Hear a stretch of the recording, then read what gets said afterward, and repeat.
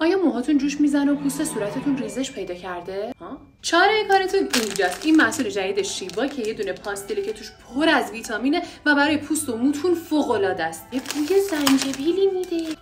خوبه که همشیرینه اما بیشتر مزه دارویی میده. البته به خاطر خواصش باید خورد. میخوای پوستت توی تابستون درخشان و عالی بمونه؟ باید از این استفاده کنی. یه آبرسان و مرطوب کننده که من رو دستش ندیدم. واقعا عالیه و در آن نتیجهشو بهتون نشون میده. وای و ایرانی هم نیست. با لکه‌ها خدافظی کن. این تابستون باید حتما ضد آفتاب بزنی تا هم لکه‌ها از بین بره، هم لکه جدیدی روی پوستت به وجود نیاد. مخصوصا این محصول که مستقیم از خارج رسیده. توی تابستون به این گرمی دیگه کرم پودر سنگین پاسخگو نیست. باید از بیبی کرم استفاده بکنی که یه کرم پودر خیلی سبکه. قشنگ این جایزه من به شماست. هر کسی که این زیر بیشترین کامنتو بذاره اینو میتونه برنده بشه. تمام این محصولات و هر محصولی که توی ایران پیدا نمیشه و در به در دنبالشینو میتونید بدون واسطه خیلی سریع و آسون از اون پیجایی که واسهتون تگ کردم توی کپشن خریداری